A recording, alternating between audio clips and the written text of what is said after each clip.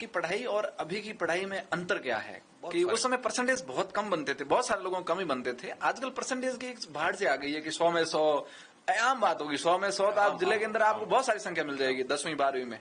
ये क्या कारण रहा है इसका? इसके पीछे 3 कारण है मेन तो। पहला सेशनल अंक, सत्रांक जाते हैं। अच्छा। तो हमारे टाइम में 10 जाते थे। हाँ।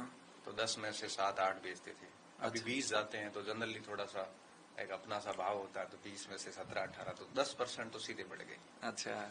दूसरा, मार्केट के अंदर मटेरियल जो आया है ना वर्तमान में, तो उस हिसाब से डिजाइन करके प्रस्तुत किया बच्चों के सामने। बच्चे उतना पढ़ लेते हैं ब्लूप्रिंट के हिसाब से, वैसे ही प्रश्न आते हैं। अच्छा। हमारे टाइम ऐसा था नहीं, हमें पूरी किताब पढ़नी पड़ती थी। अच्छा।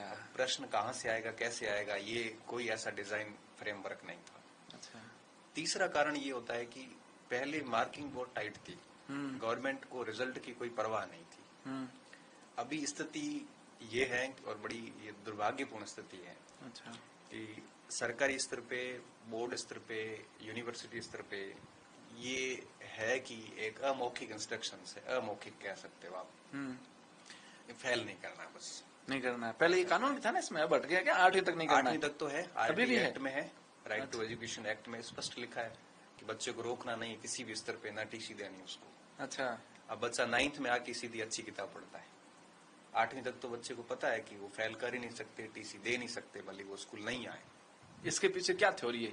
थ्योरी यही थी, देश को साक्षर बनाना था, शिक्षित बलि किताबों में कि शिक्षित बलि न हो, साक्षर करना था। अच्छा। हालांकि ऐसा नहीं है। ये अपन एक बेसिक बात कर रहे हैं, लेकिन सरकार का मकसद ये था कि ड्रॉप आउट नहीं होना चाहिए, बच्चे स्कूल छोड़ के नहीं जाने चाहिए। अच्छा। तो थोड़ा सा मार्किंग को लिबरल कर दिया, तो 5-7% ऐसे बढ़ गए। इस वजह से चीजें जो है वो बढ़ गई। तो पहले की जो एजुकेशन थी ना, वो ज्यादा गुणवत्तापूर्ण थी, बच्चे सोचते थे। हाँ। तब उनको कोचिंग की भी आवश्यकता नहीं रहती थी। क्योंकि बच्चा जब खुद बुक पढ़ता है ना, पुस्तक को, तो वो हर आयाम से सोचता है। उसको लगता है ये भी चीज महत्वपूर्ण है, ये भी महत्वपूर्ण है। फिर उसके जो मस्तिष्क के चिंतन के जो आयाम होते हैं ना, वो इतने व्यापक हो जाते हैं। वो हर एक चीज के ऊपर बहुत गहराई से सोचता है। अच्छा। हर एक आयाम को ढूंढता है। अब फ्रेमवर्क आ जाएगा ना, तब बच्चे उसमें ढल जाते हैं, उस पैमाने से वो बाहर नहीं जाना चाहते। अच्छा। भाई जैसे मैं आपको कहूं कि आपको यही पढ़ना, आपके 70% नंबर आ जाएंगे। हाँ। आप वही पढ़ोगे, आप दूसरा क्यों देखोगे? तब आपकी सोच खत्म हो जाएगी, परसेंटेज अच्छे हो जाएंगे। अच्छा। अभी स्थिति ये है कि मैं कल क्लास ले रहा था कॉलेज के अंदर, तो मैं बहुत ही बेसिक प्रश्न पूछ रहा था कि वैदिक सभ्यता को वैदिक क्यों कहते हैं। तो बच्चों ने कहा सर इसकी जानकारी वेदों से मिलती है, इसलिए वैदिक सभ्यता कहते हैं। मैंने वेद कब लिखे गए? कुछ आइडिया सभ्यता में लिखे या बाद में लिखे? तो नहीं आ रहा। तो मैंने कहा इसमें कितने बच्चे जिसके 100 आउट ऑफ 100 हिस्ट्री में 12th में, फर्स्ट ईयर की क्लास थी। अच्छा। 3 बच्चों के हाथ खड़े हुए, 100 में से 100 नंबर। अच्छा। फिर मैंने पूछा कि वेद लिखे किस पे गए?